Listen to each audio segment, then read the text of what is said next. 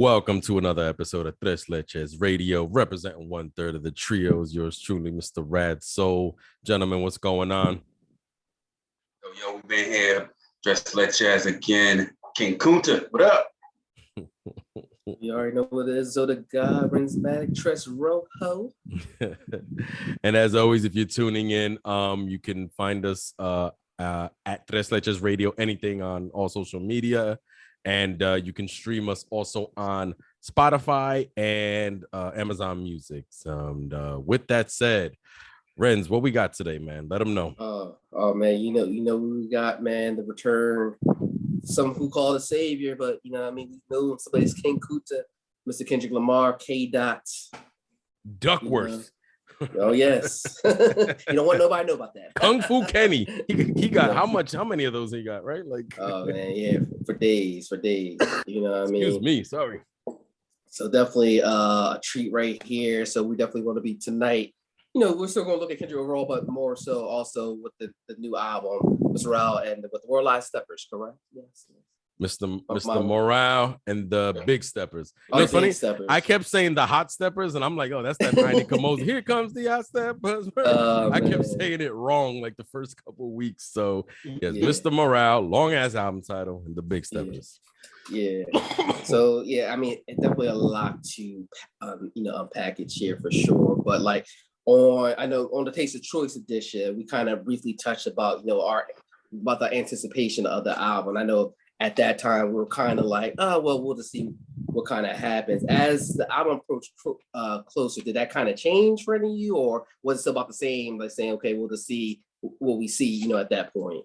Man, it stayed the same for me. I think with any artist, whether you're an A-lister, independent or whatever, I gotta hear music first. So the one thing I will say was, remember, leading up to the album, they had the projection saying, yo, he would do between like something like close to 350K his first week. This was with no music out, right? Yeah. So the anticipation was there as a whole. But for me personally, once we got the Heart Part 5, I was like the video to me was pretty catchy. I think the song was good. It's probably not my favorite of the Heart series because it's Part 5. I like the other ones better, but it was a good song. I knew it wasn't gonna make the album. He usually don't put them on project. Those are usually just like he just kind of like, hey, I'm back. But even when that song came out, I was like, okay, cool. Let's just see. So at no point, me personally, did it hit like oh my God, I need this album right now. Yeah.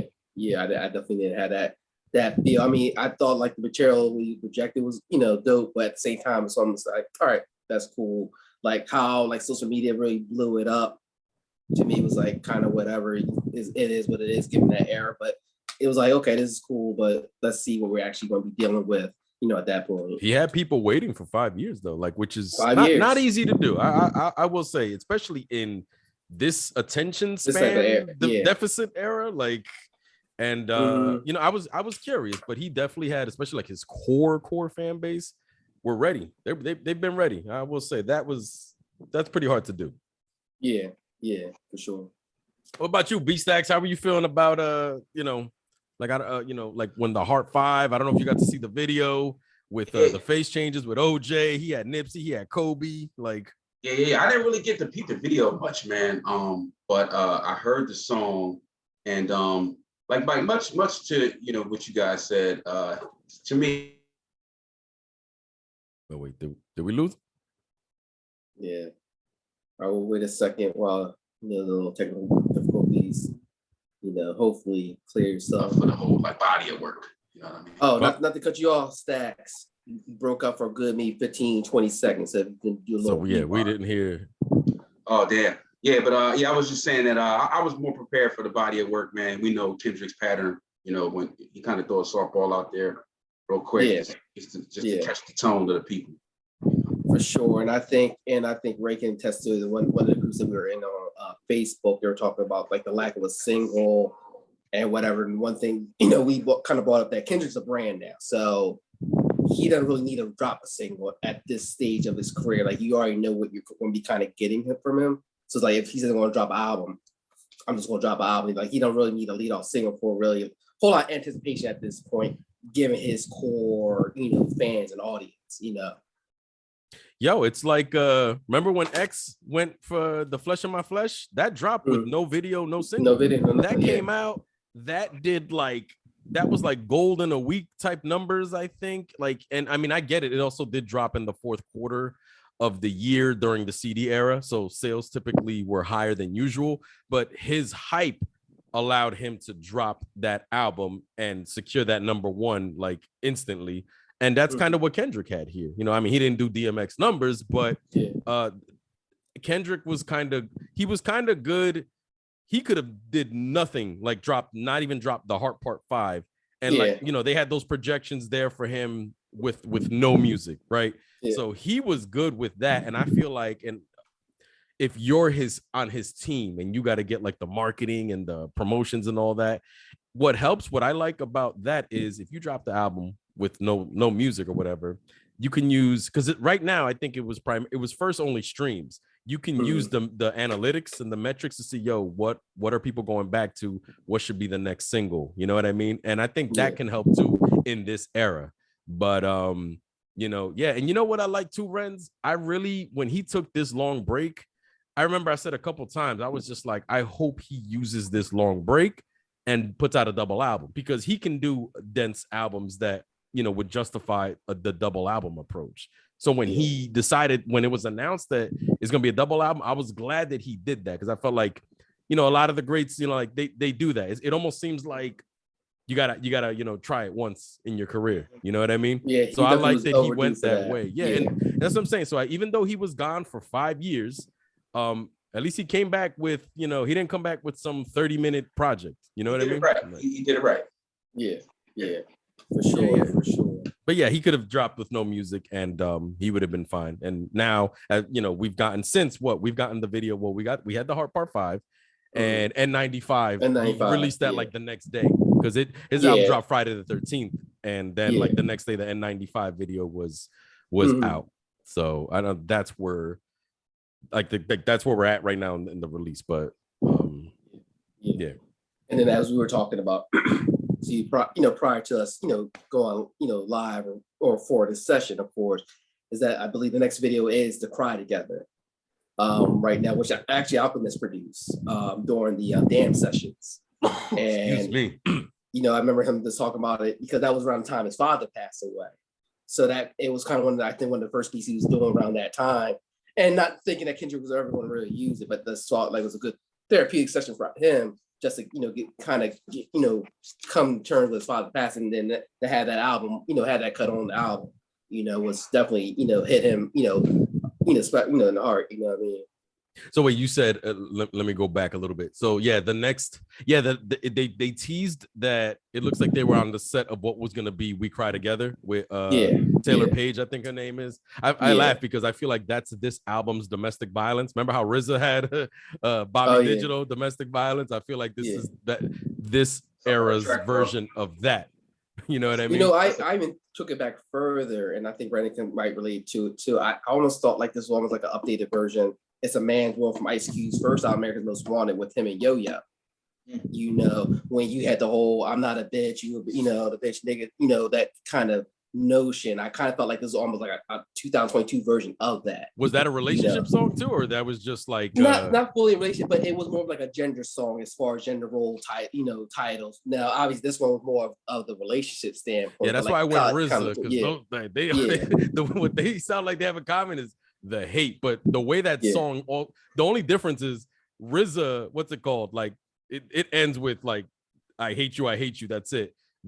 What I liked about this one, it's so toxic. I mean, they hurl every insult possible at each other. And they're really just showing like a reflection of, dude, if you spend like 5 minutes on Twitter and like relationship conversations and social media, these are the conversations you see a lot too, or you hear about when people tell stories. And then how it ends with like, they still want to bang out. You know what I mean? That was just like, that is like the toxic anthem. Like, that they hit that song. I will say, like, it actually fatigues me. I listened to it a few times. It actually fatigues me after a while, because it's just like, Jesus Christ, you know what I mean? And I've never had a relationship like that, and I hope no one ever does, and I never want to. but it I was is close. I was close. so that video is going to be interesting because Kendrick is creative enough that he can hire the right people.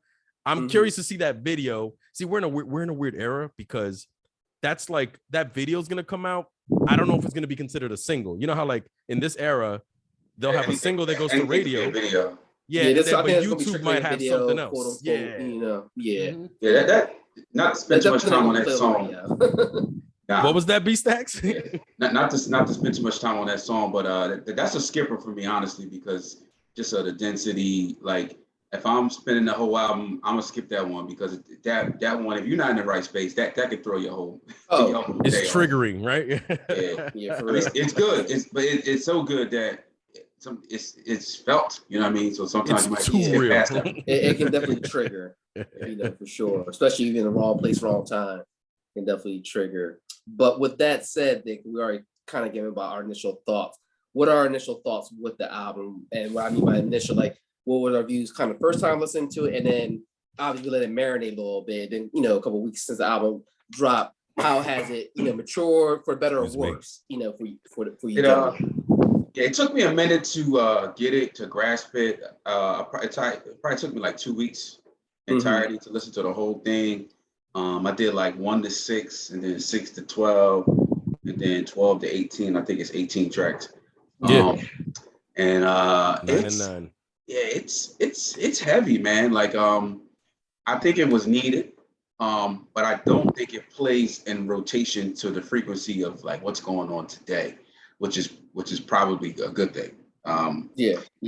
But I think it's he's still on a roll. You know what I mean? Like he's still on a roll. Long story short, and but it doesn't have that like bounce and like fun anthems as some previous works. You know what I mean? You could definitely tell like it was a reason why he took 5 years. You know what I mean? Yeah, he for sure. Worked some things out. For sure, definitely a lot to unpack. What about for you, Rad Soul? Yeah, so what I like, and I like you just mentioned the 5-year gap, B-Stacks, is I like that even in the album, he addresses the 5-year gap. I think it's on Worldwide Steppers where he's like, for 2 years, I had writer's block. And then, then he I think the next line is something like, God speaking through me, right? He says that like more than once throughout the album.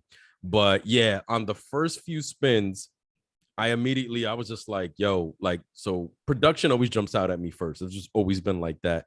And I was just like, yo, production is iffy. And then, yo, B-Stacks, much like you, I play it like with new albums, I play beginning to end in order a few times. Then I go out of order on purpose, like I shuffle it. And then what I found was I was like, all right, productionally, it went from iffy to okay for me. What's it called?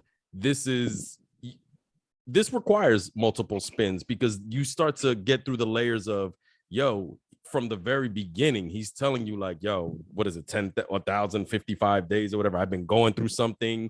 His wife plays the role of pretty much, yo, you need therapy. He's dismissing it at first, then does it.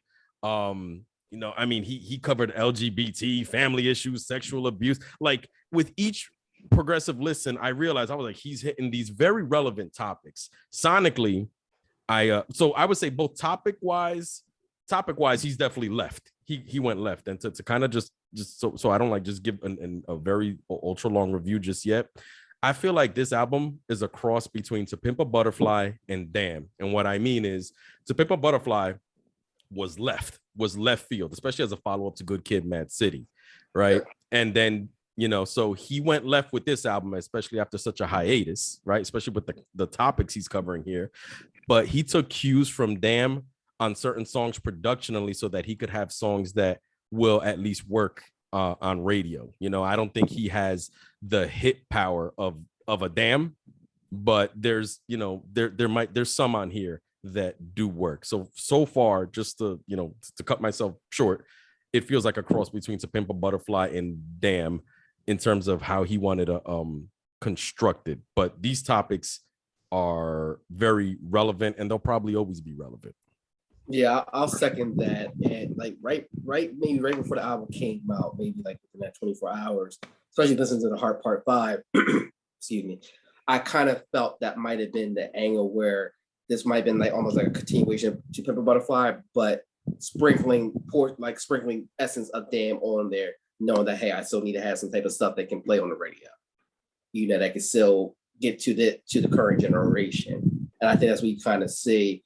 I know like how y'all guys were feeling. First listen to me, it was almost like a tough listen. I'm listening, I'm like, okay, the messages are cool, but like the production to me wasn't really sticking. You know, initially at that point.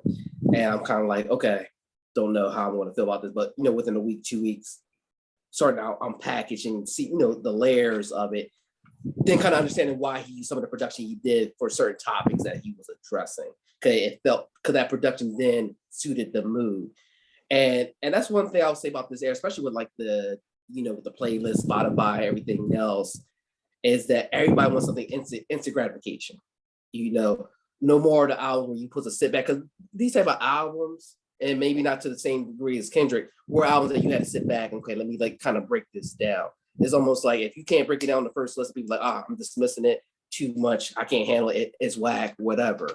You know, especially when you got artists dropping 5-10 projects like a Currency or a Ransom, you know, or like Griselda. Like just everybody just wants that microwave, dropping, yeah, you know. And this is like a slow pressure cooker type album. You know what I mean? You had to let this it. This is an 8-hour roast. This is you gotta turn the pig manually by hand, you know, to get it to the right temperature. Yo, 100%. And people would probably say that about his other projects, but I felt like this one, and I think a little bit of it does go back to production, like we're all saying. A little bit was because of that. Renz, like you said, dude. So with songs like Mother I Sober, and what was the other one? Auntie Diaries, like the Mirror, beats took a back seat. Mirror, yeah. So like to me, the beats, those were ones that on the first couple listens, I was scratching my head, despite the fact that the writing took the front seat. But then what happens is with each progressive listen, I was like, you know what? This is the right mood. This is the right mood. I understand it. The production might have been calmer on something like I keep using Mother I Sober, where it's very somber and soft. It's not this big booming N95 joint. But when you listen to what he's talking about, even though his voice picks up at the end, you understand that. But nobody's going to be rhyming over those tracks on freestyles anytime soon. A lot of beats here are not going to be mixtape freestyle. You know, you don't have to do that. This song reminds me of like Soul Food. It's like just with like the layers and how it is, like Soul Food, not like a fun album. You know what I'm saying? This Kendrick album is not really fun. It has its times. You know, it has a couple of tracks here and there for like a clubby type of situation, maybe. But and he still talks some of his shit on here. Yeah. But it's more about mainframe and mental state and like, where your heart is at. Like you said, it ain't people ain't gonna be rapping Hot 97 freestyles over these joints sometimes. No sway mixtape, no sway freestyles. Yo, do you think it was also where I think he's smart is, so I feel like if you look on social media, some of the, I don't know if it's buzzwords or whatever, right? You hear mental health, like that term, that phrasing, you hear that like every day. I feel like it's picked up steam over the years. And so that's where like I think this album is super relevant because, Brandon, you once said something in a previous episode where there's judging an album in its moment and then judging it, when that cycle is over, like, maybe 2 years down the line. And I think it'll be interesting to review this because I think time will be kinder to this album than we actually think if you ingest it, not you as in Brandon, I mean like the listener, if it gets ingested, because like mental health is a very reoccurring theme, that you see on social media. So this is timed properly, but it's genuine. This is him talking about his addictions, his struggles, childhood traumas, like all of that, so it's genuine. And I will tell you right now, he's still, from a major label perspective, he doesn't have a miss in his catalog just yet. I don't think this album is a miss. I think this album is still good. I don't know if do you guys feel you've listened to it enough to be like, all right, maybe it's my favorite, maybe it's not, but do you guys feel like this is a miss at all? No, it's definitely not a dud. I think it'll be something similar to how Pimp the Butterfly first rolled out. People like this is completely level. I think the main difference between To Pimp a Butterfly and this is that To Pimp a Butterfly was very more funk based. So even with some of the darker themes and stuff, it was still an easier listen the first time around versus this album. First time around, because to me, Pimp Butterfly was very layered as well. But even on the first listen, I'm like, oh, this is kind of funky, all right. And then you kind of see, okay, I'm talking about, because when you look at Pimp Butterfly, he's addressing his depression, fame, the spotlight, versus him now, he's talking about, hey, I got a sex addiction. I've been in adultery against a woman I have children with. So now it's more like a further reflection on himself, saying, hey, outside of depression, I still got other stuff I need to address, where he wasn't trying to, initially address, or maybe thought it wasn't addressable, which I think we see with a lot of men, especially Black men, men in general, as far as our feelings. When we talk about like Father Time, not expressing yourself, we hear that, oh, the suck it up. Don't cry, don't show this, love, how men are not supposed to. And it makes us so fragile, because then when we do need that help, we don't feel like we have the outlet, because it goes against everything that we were taught as kids, that women are emotional, we're not supposed to show that. We're supposed to just be solid. They're supposed to be the healers. We're just supposed to provide, and everything else. You know what I mean? What was that, dissect? Answer your question right before we get too far ahead.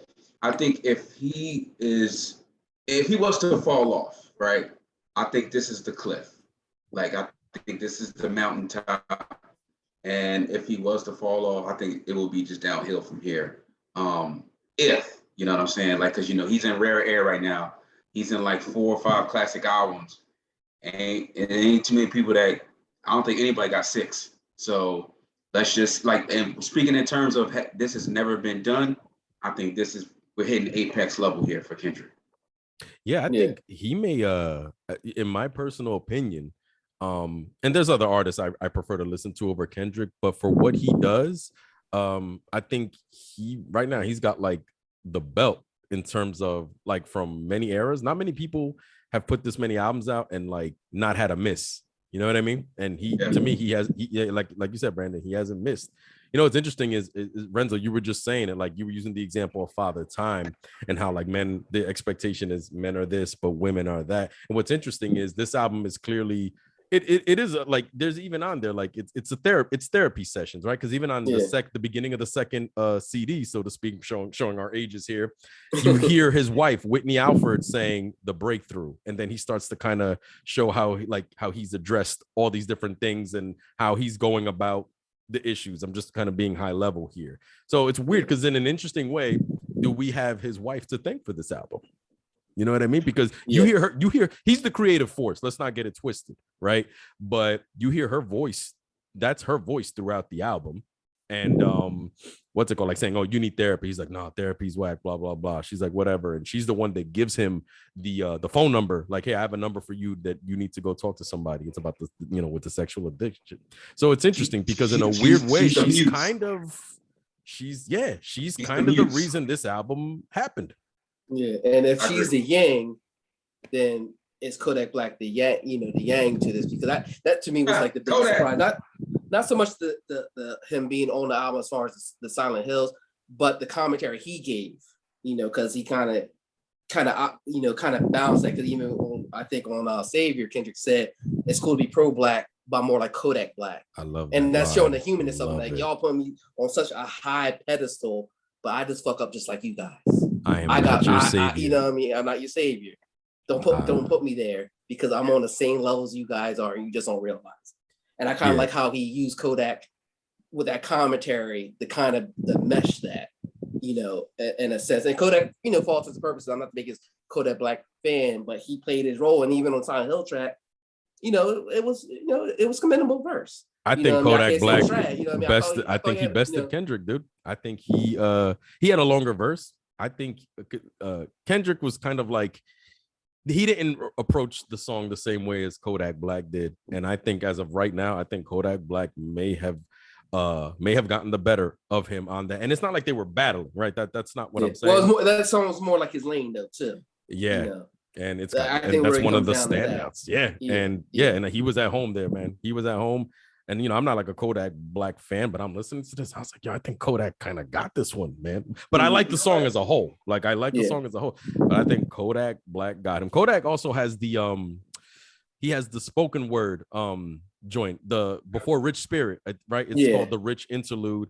And I'll be honest with you, I didn't care, even though both interludes are like, I actually read them. I listened to them, then I read them as I listened to them, and they're written very well. And I understand sometimes you got to break up track listings, so that it's not just music, right? Sometimes you got to let the ear kind of have a roller coaster experience. But I'll be honest with you, I'm not replaying those interludes, even though I would say they do have their place. I just know I'm not replaying them. I don't know if you guys like them, or did it help the album for you having those interludes from both? One's from Kodak Black, one's from Baby Keem, which is Kendrick's artist on his label, also his cousin. Did those help? Do you guys? It don't make or break it. Like, I see why he did it, but even if you took them away, I don't think it really changes the album feel. But I see why he did it for certain build-ups to certain tracks. Because Rich Spirit was definitely one of my favorite tracks on the album. I love that song. That's very catchy. I even like how he tried to do the little country twang, for the ending verse. He talks his shit on that one, bro. He's like, that's the one where he's like, quit playing with me before I turn you to a song. Right? Yeah. That's another song where he says God is God and the ancestors. Well, he says that God's speaking through. I think that's another one where he when you look at Oklahoma, which if you look at it, Oklahoma, for the people. So he said, I'm speaking for the people. That's what he's been using that term from, because that's essentially what Oklahoma is. If you look at it, I think it's Chickasaw. So when it tries, so I mean, like, for the people, for the land, for the people's land. The Oklahoma, for the people. So I definitely like that. That was definitely his shit talk song right there. And to cap that, what you just said right there off, Renzo, he says on Rich Spirit that he's the aloof Buddha. I'm Christ with a shooter. Praise to Muhammad. I might blank Nusia. Yeah, like that. Like, to me, that's the essence of the song right there, and it furthers that I'm not your savior aspect on this album. In addition to all his traumas and stuff, he's also saying you guys aren't assigning your version of me to me. I'm going to, I'm going to do it how I do it. I'm going to live my life how I see it, not the box you try to put me in. So I like that he threw that in there, in addition to and maybe that was also part of the therapy for him too. Maybe the pressures of expectations, Yeah, for sure. All right. I mean, we definitely hit some of the standout cuts here, but right now, as we stand, already fully absorbing the album, right off the back, and yes, no, but is this a top 3 album for Kendrick? In this catalog right now, versus knowing that all the albums that we already know and listen to, and obviously can change. But if we had to say, hey, here's our top 3 albums, is this going to be one of the ones named right now today? I would say, timing wise, I would say yes. Because we were talking about this our first episode of the podcast, first 2 episodes, where is there's so many things happening in the world of concern. Where is the soundtrack to that stuff? And meanwhile we didn't hear nothing, on the mainstream level. So I think we finally have a body of work that reflects George Floyd, social unrest, a pandemic, stimulus crisis, mental health, a trending, society. We finally have it. I don't think we had it. So I think timing alone, this is top 3. You know what I'm saying? And we'll see where it goes. Does it go higher or lower? But yeah, I would say yes. Okay, so right now you're saying that's your top 3. So what's your top 3 Kendrick albums right now? If we had or projects, right? You can open them up. Or projects, Yeah, I would say, To Pimp is a personal favorite, because it's so funky and poetic. And I would say probably Damn, you know what I mean?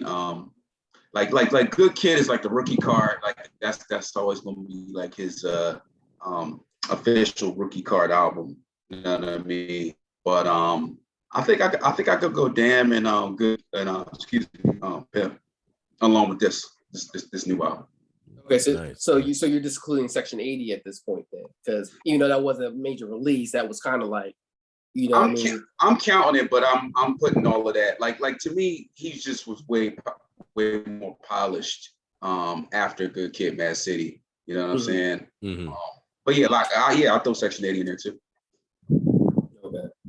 Got you. What about for you, Rad? Yeah, if I'm going preferential 3, Section 80 remains my most favorite album from Kendrick. It has his most enjoyable production, themes, and features all together. And that's another thing. He had TDE on that project. This is his last album. This one, Mr. Morale, and the Big Steppers. This is his last one on TDE. I wish he would have had, there's songs on there that TDE could have slid right into core members. But anyway, but Section 80 remains my favorite. And after that, I'll go to Pimp a Butterfly. One thing I've noticed, and Brandon, I'm glad that you said that Kendrick was more polished after Good Kid, Mad City. My second one is To Pimp a Butterfly. And the reason I say that, it's way more original than Good Kid, Mad City. It had stronger writing on subjects that can sometimes be boring for people, but it wasn't boring on that album. Unique production, very funky.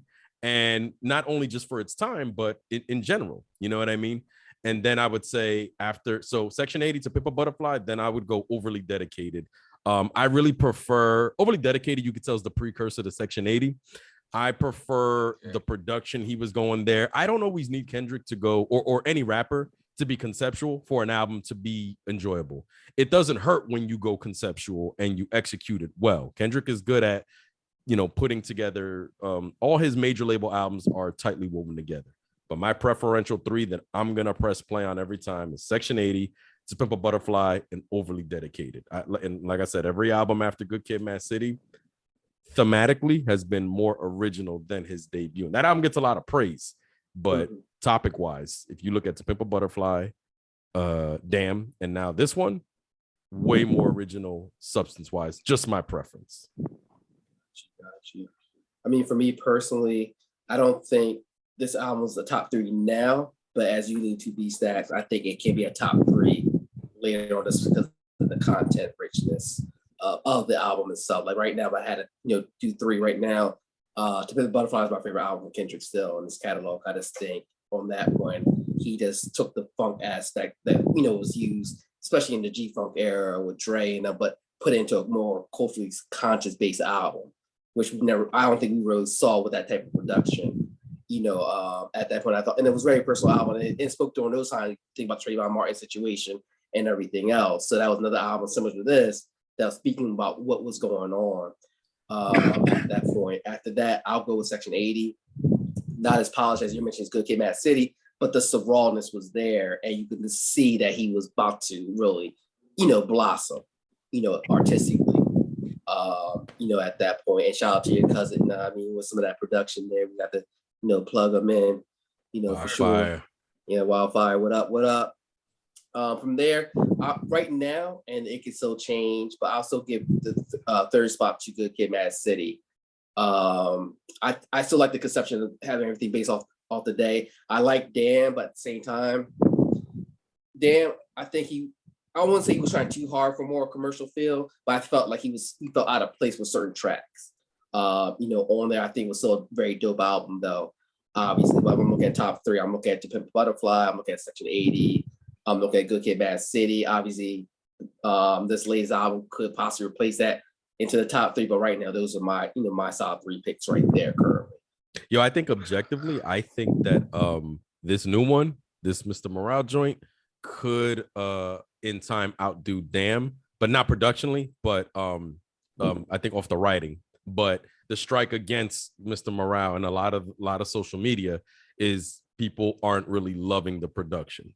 So that's what I think is going to make that battle hard in terms of, was it better than his last album, right? That always happens. They tend to compare your recent release with your last one, especially when your last one was your biggest seller with your most hits and it was a Pulitzer Prize winning album. You know what I mean? So it's going to be a hard one to debate, but if you strip all the accolades away and just judge the music, that's where you'll see it could be closer. In my opinion, I think time I'll put this over Damn right now. So time can because like with Damn, I didn't like, what's funny, when you see Rihanna as a feature, usually that's going to be out the park, and that's probably the song I listen to the least on Damn. The Loyalty, that's Drake's lane. Kendrick couldn't, that wasn't it. Yeah, that wasn't, and that's my thing with Damn. I think it was a good album, but I just felt like there were certain things that I want to say out of his comfort zone, but not in his main lane. I wouldn't say it was a forced track, but you can almost say borderline it was for radio play, at that point. Yeah, a Rihanna feature is usually a grab for radio. Eminem has done it, Jay-Z's done it, Kanye's done it. Like everybody, like when they grab Rihanna, it's because they want the spins. Yeah. Damn is like one of those ones for him, like it was written for Nas or a volume 2 for Jay. He was kind of like branching out a little bit. Yes, that was a good analogy. That's exactly what it is. For sure. To reach that bigger audience. Yeah. That's exactly what it was, man. And Untitled, I can't forget about the Untitled LP. Oh, man. yeah. It's just stuff on joint, man. I actually like this one probably don't count because it was a soundtrack, but I would rather I would rather go Black Panther over the Untitled joint. It was a clever thing. I'm just speaking in preference, right? Like what but I probably go with that soundtrack. It's almost kind of not fair because that's like compilation. You got a bunch of different artists, so it's probably not a fair comparison. But of everything that came from that side, I'm probably going Black Panther soundtrack, and Absol dropped one of my favorite songs in history on that. So it's hard, man. Yo, Renz, let me tell you, to go back to this album, the Mr. Morale, you know what I think Absol would have fit in perfectly? He would have been perfect on Rich Spirit, bro. That's the type of stuff he raps about, bro. Absol would have slid in there. I think Schoolboy Q could have been on like N95, and who knows? It's a shame this cat is not more involved, man. That's like my only record. Yeah. Yeah, and then J-Rock, man, you probably could have slid him in. You put him on Silent Hill, honestly. Yeah. And you know what we didn't say? I can't believe, and I'm trying to think of a million things at once. Ghostface Killah made an appearance on this album. Yeah, that was a perfect placement. That was another, I wouldn't say surprising thing, because they worked together previously, but I think he just did the hook. I think it was that Swiss compilation, I believe. Oh man, okay, yeah, I know what you mean. Yeah, the one that had the Nas Echo joint. Yeah, like that compilation. I think I know what you mean. But yeah, that was a perfect placement because it just felt right. I saw the thing, I'm like, I wonder how this is going to go. But we know Ghost can get in that pocket too, especially if it's relationship type song that kind of was hitting on. So that definitely was a standout to me. I like his verse. That's one of the songs though where if I'm critiquing the beats I don't care about, that's one of them. That's the Purple Hearts joint. That's the disc 1 album closer. That's one where I'm like, I just enjoy Ghosts really on there because he was a nice surprise, and I liked his verse on there. He was like, the gleam of God can tear your retina just by the slightest look. Like he really was in the zone there, But productionally, man, like Brandon, I know you skip over We Cry Now. This one I'll probably be it's not growing on me enough outside of the Ghostface is on here. Mm-hmm. Yeah. Shout out to Portishead, man. He got that feature from Beth. Oh yeah, her name is Beth. She's the one that's also Gibbons. On Mother. Yeah, she's on Mother I Sober. That chorus is fire. She's like, I wish I could be anybody, just not me. Like, or anybody but me, something like that. Yeah. That was a nice touch. Yeah. I mean, no Ja Rule, but it's okay, man. Will I be without you? We need a part 2. All right, so you guys are saying, okay, go ahead, Renz. Yeah, well, I said not to get too far off track. I know we need to wrap things up, but given that we're about to enter June with the whole Pride Month and everything, one of the cuts that we were talking about earlier, the Auntie Diaries, with Kendrick talking about his transitioning, to a transgender. And just seeing a lot of the stuff coming up now, and like the rights, and there's killings and stuff for artists on Kendrick's stature to put a song out like that from his perspective. Now we have, you got your Lil Nas X, you got your Saucy Santana, you got Young M.A. Do we think tracks like this is going to help, as culturally speaking, as far as about becoming more accepting towards that community, or do we see he's going to be kind of like, oh, whatever, he made this song and we kind of brush it to the side type deal? I think anybody on his level is absolutely going to further usher things like this. So I would say like automatically, yes. I don't know how other artists will, do their rendition of it. You know what I mean? But he definitely is like a trained conductor. He's not a trained leader. So, you know what I mean? It definitely will put that cause in with the likes of like a J. Cole as well. You know what I mean? Yeah, for sure. Yeah, that was a really good way to put it. it doesn't hurt that he's using the level of fame he's at to create a song like that. And what I like about it is how raw it is, because we're in too politically correct an era where it makes only one side be able to say everything they want to say, and it can hinder, whereas another side has to walk on eggshells to express opinion, which I don't like. So I like that that song, yo, he's talking about like, yo, I used to, drop the F-bombs and all of that. Like, he's showing how it is for a lot of people who were not educated and learned about this as time went on, as the media caught on and, made people more aware of it. And I think it helps to be in his position to talk about it as raw as he did, not even just about one family member. He says his cousin Demetrius is now Marianne. Yeah, Marianne. And he talks about his flaws of, like how he used to drop the F-bomb, not knowing, not with the intent of how it gets taken, And then I like how the song ends where like he's talking to his aunt is now his uncle.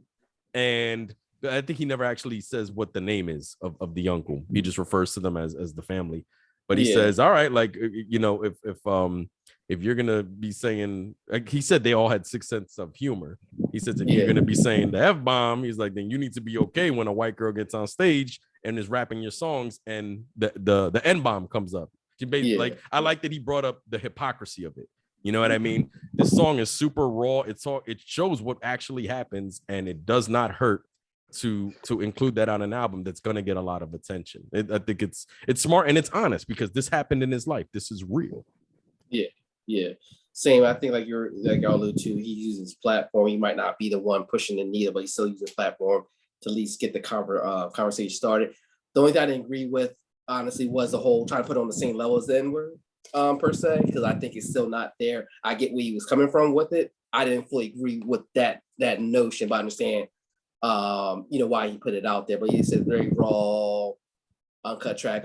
I know, I can't speak so much brand, but I know me and you, right, we get members of that community, so to speak, and growing up, not fully understanding, but then understanding, and then just having, the capacity to say, hey, this is still, my family member, this is still my relative. I'm not going to treat them differently just because of a quote unquote lifestyle, whether, you believe it's a choice, where you believe they're born with. It is what it is, but it don't change who they are, as their identity is how they are as a human being, So that part I found refreshing in that aspect.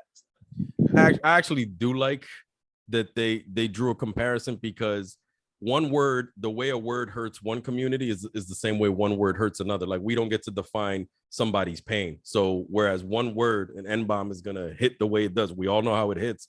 F-bomb hits a community with the same feel. We don't get to judge people's hurt, right? You know what I'm saying? Like, I think the one thing that is true here is both parties don't want to be called these words.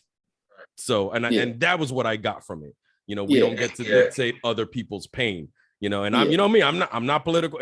Anybody who watches this, my guys here already know I'm the last person to talk to when it comes to political and social commentary stuff. I tend to stay away from it on purpose, but I'm just speaking. So I'm speaking from about as unbiased as I can be, and I don't blame people for having biases in these topics because they're emotional. You know what I mean?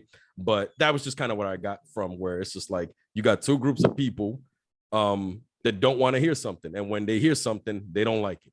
And that was the extent of it for me. But yes, to answer your question, it really isn't a bad move that he was able to share this story, So it reminded me of Chappelle too. Chappelle's last, the one that got all the, the one before that guy, before the guy got mollywopped, but when Chappelle was saying, like, he coming at, not coming at, but the perspective was he was coming at the LGBTQ community, but his whole thing was like, no one should punch down on any community. Yes. So that reminded me of a la Chappelle. Yeah. For sure. Yeah, and you know what? Tomorrow's June 1st. Yeah, so June is Pride Month, right? Yeah. And salute to that, man. Salute to everybody and like all differences, and man, do what you want, man. Love yourself. Do what you want. You know what I mean? Live free, have the support, because like I said, I'm not political, but it is a shame where like to build off of this song, that song ends with there being acceptance right? Like the family does accept. He says, Kendrick says when he was in church, he says that when he chose, what does he say? Either spirituality or love over religion, the family benefited from it, and there was acceptance. A lot of people, unfortunately, in this specific community do not get the acceptance, and there's like, you know, there's suicide rates and all that, all because of like somebody can't live, you know, and I think that's foul. You know what I mean? So with this story, it's a roller coaster, but it sounded like it ends with acceptance, but that's not always the outcome that, you know, people get. So that's something that, you know, for this part of where we went with the episode, this should also be known. You know, everybody don't always get the quote unquote happy ending, you know, or the support from family. So, so that's why I really like that song. I saw people, writers criticizing this song, like they only took the parts they didn't like, and they were operating from an agenda. And I didn't like that because they were only picking the parts they didn't. Yes, and that's why I cannot get with this. And that really stuff, was mind-boggling, because like you not get the, you know, the message he's speaking, because they're saying, oh, he's dropping the F-bomb, blah blah blah, like, but why is he dropping that bomb the way he's dropping it? There's a context. Yeah, he's telling a story. The story ain't always gonna be nice. Like, we're not talking about Marshall Mathers LP when he's just saying that bomb just for he was doing it. Young Eminem was doing it to piss you off, to piss people off on purpose. You got to respect the context of what's being used. You know, so to me, it was almost like it's like a clickbait thing. I'm going to use this because I don't think it's clearly correct based off what society norms are now, quote unquote, today. You know what I mean? Yeah. Some of those write-ups, I didn't like. You know what? And before we kind of wrap it up, there was I noticed on this album, in addition to you know how I said you can hear Kendrick's wife's voice throughout this, Whitney Alford. There was a male voice that you sometimes heard excerpts from. So I had to look it up because I couldn't tell you who it was. And apparently it's a guy named a German writer, Eckhart Tolle, and he wrote the book. Renz, I feel like Renz, you or Brandon may have heard of this. He wrote the book called The Power of Now. I feel like I've heard of it. I don't know if you guys, but yeah. So that author, when the male voice that you hear sometimes, where it sounds like somebody's like giving a lecture, it's him, and he's like a famous German author, and he wrote a self-help book and a self-help book. I'm like not speaking English anymore, and that's the voice that you hear throughout here. And I wanted to make sure that we mentioned that in here, because I get caught up on some of the other stuff, and I'm like, wait, I was like, but who's this voice? So I had to Google that one because I didn't know who that was. And apparently Kendrick had a like some kind of sit down with him, or it was teased or something like that. But I was curious if you guys had heard of or even read the book, because I feel like I've heard of The Power of Now. But I haven't personally read it, but yeah. All right, now I'm just throwing it out. I haven't read it either. I was just curious. I just felt like it felt like it was up like your guys' avenues. So I was just throwing it out. So it's definitely a la like The Alchemist and like Pablo Coelho, like in that family of you know, literature. Like I definitely had heard of the book. But yeah, I didn't know that though. I didn't know that about that. Yeah, I had to do. Yeah, and dude, like I said, you know how like I had to listen so many times. Like I knew I was hearing a male voice, but then like towards like the last listen, I'm like, who the hell is that? You know, so I just I'm just like, who is this guy? I know it's not Black Child. I know it's not Tom Murder. not Irv. Got it. Wasn't Irv. He was too tame. Hey, that guy drank decaf. In fact, shout out to Chris Webber, man. It's Chris Webber's birthday. Man, last week. Oh, Chris Webber Gemini? Or was he on the cutoff? When's his verses? Chris Webber. Yo, Blunt Ashes, man. Y'all ain't ready for Blunt Ashes style. Excuse me, I'm so sick. It's gonna change the game in ways you won't even remember ninth one after that. Yo, only Nas, man. Only Nas will call me. Yo, let me throw this last one out only because it came to me right now. So you know how I said earlier, it seems like every great has to do like a double album, you know? Mm-hmm. Do you think this double album will hold up with like A Life After Death and All Eyes on Me? You know, the Outcast, Speaker Box Love Below. Do you think it will reach? Obviously, they covered a lot of different things in a lot of the albums I said. Do you think it'll get placed in those conversations? Does it have the potential to be placed in that conversation? That's like my final question. Oh, that's tough. And I know it's only been out a few weeks, but because here's my backup question. Because I also look at, Forever Mighty Long Time as a stellar double album. So I'm still looking Is it even before you talk about Outkast, Biggie? Is it on the same level? Because that was a phenomenal double album. Oh, so you think there's like tiers? Like, I think there's before tiers. Like, before we talk about up here. Yeah, Okay. I think those albums you listen to like tier 1, where it could eventually there. I'm looking at like, is this gonna be like a tier 2? I look like Forever in My Long Time is like a tier 2 double album. I think for their generation of rappers, they're good. They're definitely better than say Drake's double album. You know what I mean? Mm-hmm. Like you can even put an argument for Vince Staples. His first album was a double album. So I think we had to look at his peers before I think we even started with it. And can he pass his generation's test we could pass before that going to the okay? I like that. I don't even think we can go there yet till you review his peers double albums. You know what that I mean? Makes me feel like Brenzel's gonna eventually say no. right. That's all. But I like, you know what, Renz? But I like that. There's a it's like you got to pass the test. You know what I mean? I like that. And you know what? It's good because you're shining a light on other less spoken on double albums. I love Crazy Bone Stuck Mentality album 99. I love that album. You know what I mean? Yeah. Well, that's a good. Yeah. Migos had a double. Drake's double. But I'm gonna say the fact that people were aware that it was technically a double, with it not being a double album, because like if you're streaming it, it just looks like it's just a long ass album. 1 through 18, and it's only 70 something minutes. This album, like To Pimp a Butterfly, is only like 5 to like 7 minutes longer or something. To Pimp a Butterfly is close to 80, and this one's a little bit above 70. So we're thinking, you know what it is? We come from an era where double albums were like 90, 100 minutes, 120 minutes. 120. Yeah. But remember, Life After Death.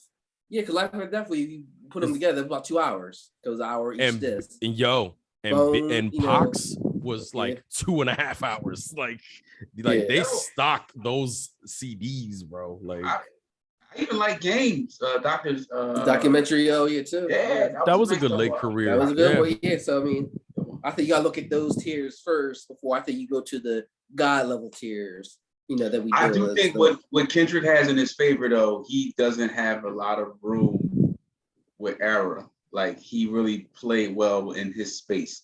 Like we in this whole conversation here, we probably talked about 1 or 2 songs that we might skip or go over. But that's it. It's some filler in a lot of these top tier ones as well. He stuck to the script largely on this one by going the therapy sessions route.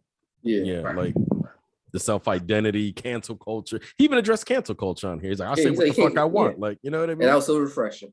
Yeah, exactly. Because like this is art, at the end of the day, and that, and I get the whole cancel culture idea in theory, but like when we're talking about art and the place of art and place of context, an average listener needs to know, okay, what is he really meaning behind this? We're not talking about a space of hatred or a place of anger, and I think it's almost like you can't say certain things now because you're going to anger somebody, you're going to make somebody sad, and that's what we're getting to right now. And it's like, to me, it's like so ridiculous because with cancel culture, it's almost like if you do wrong, that's it. There's no redemption for you. It's limiting redemption. To me, it's limiting growth. How do you grow unless you make mistakes? You know what I mean? How can you have an honest conversation if you want somebody to, only you could say something, but the other side got to step on eggshells? Exactly. And I like that he addresses that. He's like, he says, people won't risk saying if their opinion leaks, you might as well just like, I forget if he says like write your will or something or release something like that. But he attacks, and he also attacks people who he knows will bite their tongue because of that. You know what I mean? So. Yeah, I mean, he hit a lot on here. I mean, honestly, if we were to do like just a strictly review on this album song by song, this would be like a 3-hour episode. Like there is a lot. There is a lot going on here. Yeah, I'm glad he took this time.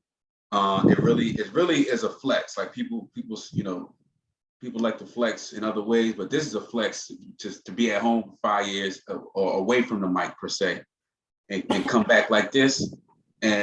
And while we always expected him to be the savior, and he's like, I'm just trying to save myself. Like, I choose me. I choose me. All praises, bro. Yeah, and you know what? Yo, word for word, he says, where is it? Damn it, I had it written here. But on Savior, he says, not savior, on the last one on Mirror, he says, sorry, I couldn't save the world. He's like, I was trying to save mine again. Like when he says, I choose me, when he's like coming around to like address, that he's addressed the issues and how he's going to rebuild his world. And good. I like that. And that's something that a lot of people could take with them, is you got to first take care of the world. He's a father now, he's a husband. Yeah. One thing that always sticks out to me, and this was when I was in my graduate class, is I can't remember what the class was, but one thing my professor said, because like we look at about change, we look at the major things in the world, and she said if you're looking at this big revolution change, then you're always going to fail. But if you can change at least within your circle or within yourself, that's what matters. Because if you change within yourself, I do something change. You sacrifice, see, like, all right, let me make my adjustments. You see it. That's how you start changing. Yeah, versus like, I got to get A to Z. We just got to get to B, and that's what we need to get to. Once you go step by step, that's when you start, to me, seeing that true change. And that's what this album was resonating in. Like, I need to change myself in order to change anything, beyond me. I can't change what you want me to change. Like, even when you had like a protest and stuff, everybody like, where's Kendrick? Why he's not doing it? Why didn't he drop this? Like, why does he need to drop this? What's going on in his life? It's like, what are you doing? It's like, and these are people who are keying this while they're at home the whole time. So they're not even out there, but they're going to start pointing fingers like, oh, well, he's an artist. He's people out this. He should be out there. How dare he? Kind of matches what you said about the double albums. Like first, like, before you go to that tier, go here. You know what I mean? It's like, like before you jump from, for A to Z, get from A to B first. Yeah, exactly. Yeah, no, I definitely agree. Oh, yeah, no, I definitely agree with that. And you know what, man?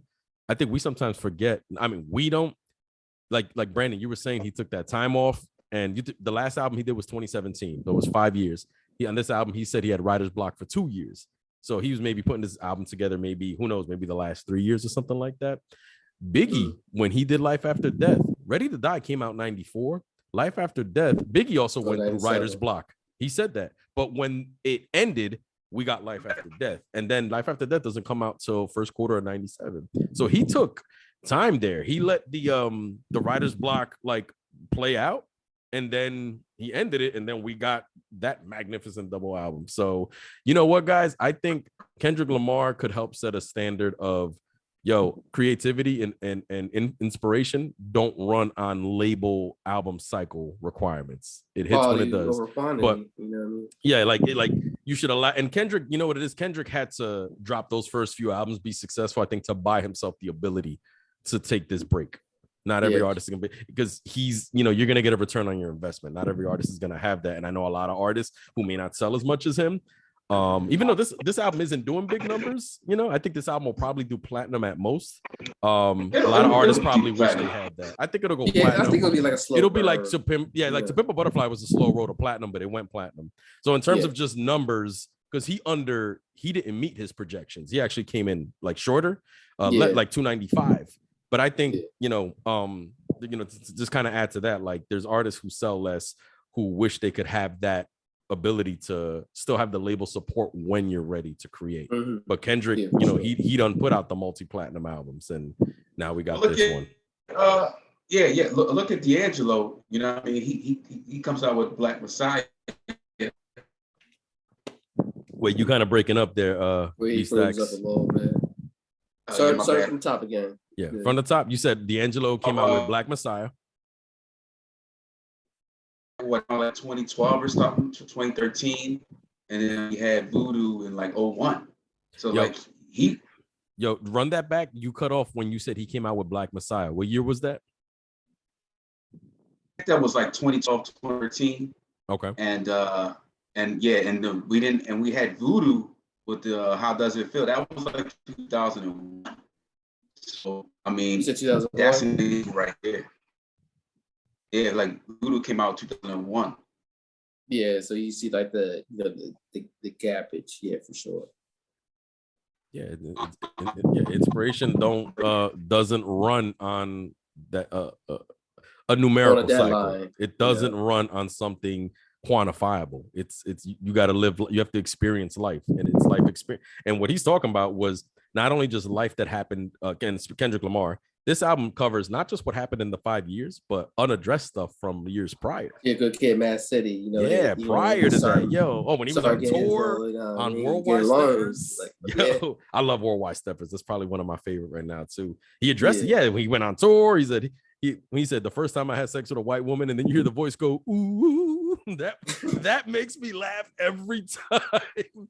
He said like he feel like his ancestors are judging him and stuff, but he said also that's how he felt he was like conquering the white girl was like payback. And like the girl's father was like a cop or something. A meme portion, because like you see the meme where like I'm doing this for the ancestors and stuff. And I really was doing it for the ancestors. You know what I mean? Yeah, man. Did we hit 3 hours? Because I'm telling you, there's a lot to talk about this album. We definitely went over time, but I think it was well worth it. This was valuable. Like it was so much to unpack. Inspiration don't get a cutoff time. Not at all.